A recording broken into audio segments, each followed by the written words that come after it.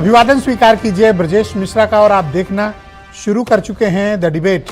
बहनों भाइयों, उत्तर प्रदेश की राजनीति की बात हो और जातियों की बात न हो, ऐसा कैसे हो सकता है? Next to impossible. Uttar Pradesh की पहचान ही जातियां हैं और जब मैं कहता हूं कि उत्तर प्रदेश एक जाति प्रधान राज्य है तो राजनीतिक रूप से बिल्कुल सही बात है, सामाजिक रूप से तो पहले से स्वीकारोक्ति है। लेकिन इन दिनों एक पॉलिटिकल बैटल ग्राउंड जो राजनीतिक अखाड़ा है वो पश्चिम उत्तर प्रदेश बना हुआ है। गुर्जरों की महापंचायत और उनकी रैली के बाद परसों जाटों ने भी अपनी ताकत दिखाई, लेकिन उस ताकत में पुलिस ने ठंडा पानी डाल दिया। अब जो जाट और गुर्जर दो प्रभावशाली कम्युनिटी है पश्चिम उत्तर प्रदेश की, राजनीतिक रूप पर वो कहां खड़ी हुई है और किसके साथ है और इन दिनों उस कम्युनिटी में क्या चल रहा है, रैलियां, आयोजन, पंचायतें, ये क्या संदेश लेकर आ रही हैं और किस पार्टी के लिए संभावनाएं और किस पार्टी को नकारे जाने की बात, आज चर्चा इसी विषय की। बहनों भाइयों, वैसे तो इलाहाबाद हाईकोर्ट ने उत्तर प्रदेश में जातिगत सम्मेलनों पर, राजनीतिक सम्मेलनों पर रोक लगाई हुई है, यानी आप जाति के नाम पर कोई कार्यक्रम या सम्मेलन नहीं कर सकते, इस पर कोर्ट ने पाबंदी लगाई हुई। तो उसके लिए तरह तरह के शब्द गढ़ लिए गए, प्रबुद्ध सम्मेलन, प्रोफेशनल सम्मेलन, मतलब अलग अलग तरह के नाम, जैसे जिसको पटाया या फंसाया जा सके। लेकिन मेरठ में एक बहुत बड़ी महापंचायत जाटों की हुई, इंटरनेशनल जाट पंचायत उसका नाम दिया गया। और इस जाट पंचायत में मेरठ में जो आयोजित की गई, इसमें महाराजा सूरजमल की एक बहुत आदमकद प्रतिमा लगाई गई और यह बताया गया कि यह सबसे बड़ी प्रतिमा है।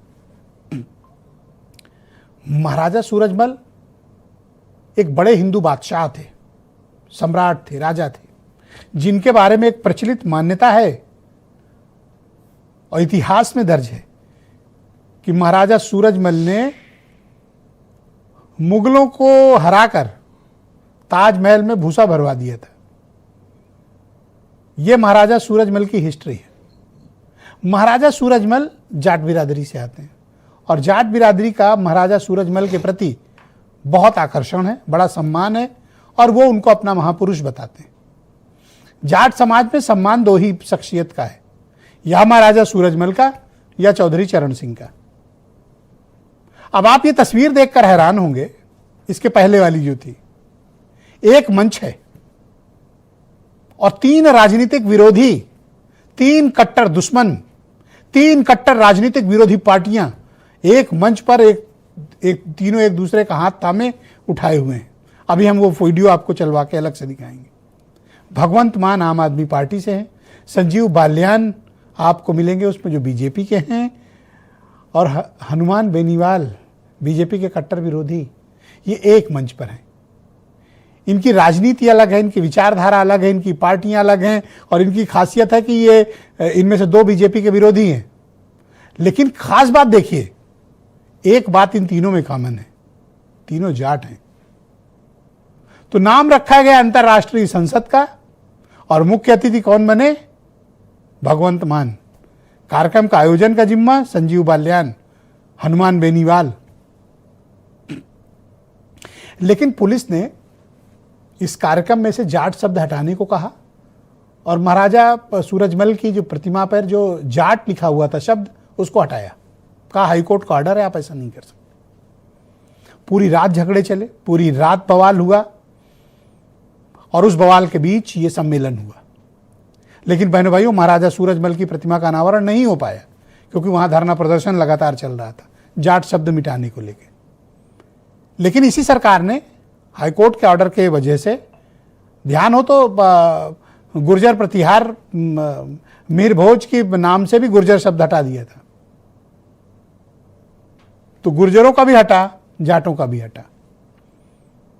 लेकिन कल की, परसों की जो महापंचायत ये हुई अंतर्राष्ट्रीय जाट संसद, उसने जाटों में बड़ी खलबली पैदा कर दी है।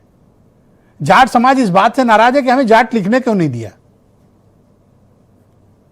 और महाराजा सूरजमल को लेकर उनके प्रति जो भावनात्मक लगाव है, इसको लेकर जाट परिवारों में, जाट समाज में हर जगह चर्चा है।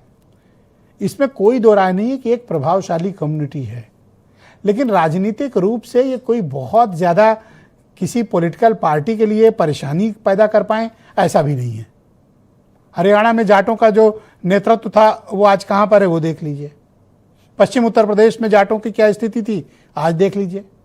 खुद हनुमान बेनीवाल ने यह बात कही कि पहले हमारे 5-5 मुख्यमंत्री हुआ करते थे, आज एक है। जाटों का राजनीतिक प्रतिनिधित्व का मिथक तोड़ने का काम अगर किसी पार्टी ने किया है, इस मिथक को, तो है भारतीय जनता पार्टी। इसमें कोई दो राय नहीं है। बाकी सब दल जाटों के लिए कुछ ना कुछ योजनाएं, कुछ स्कीम, कुछ उनके प्रभाव, और ये मानते थे कि जाट मतलब पश्चिम उत्तर प्रदेश। लेकिन बीजेपी ने उस मिथक को तोड़ दिया है, और बल्कि एग्रेसिवली जाटों और गुर्जरों के दोनों को मिथक को बीजेपी ने तोड़ा है। इसका प्रभाव क्या पड़ेगा बहनों भाई? इसी प्रभाव का राजनीतिक आकलन करने की आवश्यकता है कि क्या जाट समाज तय करेगा पश्चिम उत्तर प्रदेश का नेतृत्व किसके हाथ में होगा, या गुर्जर तय करेंगे, या ये दोनों नहीं करेंगे। बीजेपी ने कुछ ऐसा फार्मूला बनाया जहां इन दोनों की रिलेवेंसी तो है, लेकिन यह डिसाइडिंग फैक्टर नहीं है। तो अब जाटों के पास विकल्प क्या है? राष्ट्रीय लोकदल, जो ना तो नोएडा इंटरनेशनल एयरपोर्ट पे मौजूद थे और जो ना ये जाटों की पंचायत में शामिल हुए, तो फिर राष्ट्रीय लोकदल की भूमिका क्या है? लेकिन बीजेपी के साथ आरएलडी अब है, और बीजेपी को इस बात का एक एज है, एक बढ़त भी है, क्योंकि जाटों के पास विकल्पहीनता है। आपने देखा होगा कि अखिलेश यादव ने बहुत एग्रेसिवली गुर्जरों का साथ दिया, और कमोबेश ये दोनों डिफरेंट कम्युनिटी, वोटिंग पैटर्न की कम्युनिटी है। तो जाट जाएगा कहां जाएगा? उसके पास विकल्प क्या है? क्या जाट विकल्पहीनता के दौर में है, इस कारण वो शक्तिहीन हो रहा है? आज चर्चा इसी विषय की करेंगे। आप कुछ बयान सुने। चुनाव हार जीतने का दुख नहीं होता, लेकिन जिस तरह से अपमानित किया गया था उसका दुख होता है। और अपमान रात बड़ा भी डबल अपमान हो लिए, और भाई सूद सहित चुकावेंगे। अगर किसी ने अपमानित किया है तो सूद ब्याज सहित वापस पूछा के जाएंगे। मैं भूल जाऊं तो तुम ना भूलन दियो, और तुम भूलोगे तो मैं नहीं भूलन दूंगा। लोग बड़ा होने के बाद समाज को भूल जाते हैं। जो ऊंचे पद पे जाने के बाद अगर कौम को याद रखे, वही कौम का हीरा होता है। आने वाला समय आपका है। जाट के साथ शेड्यूल कास्ट, मुस्लिम और तमाम अदर बैकवर्ड, ओबीसी, अति पिछड़े, इन सब लोगों को जोड़ के चलेंगे तो देश के अंदर वापिस प्रधानमंत्री का पद भी सुशोभित होगा। आओ इकट्ठे होके अपनी बिरादरी को, अपने समाज को, अपने देश को एक रखें। देश को एक रखना है। देश एक रहेगा तब कहीं जाके शहीदों के सपने की आज़ादी हमारे पास आएगी भाई साहब।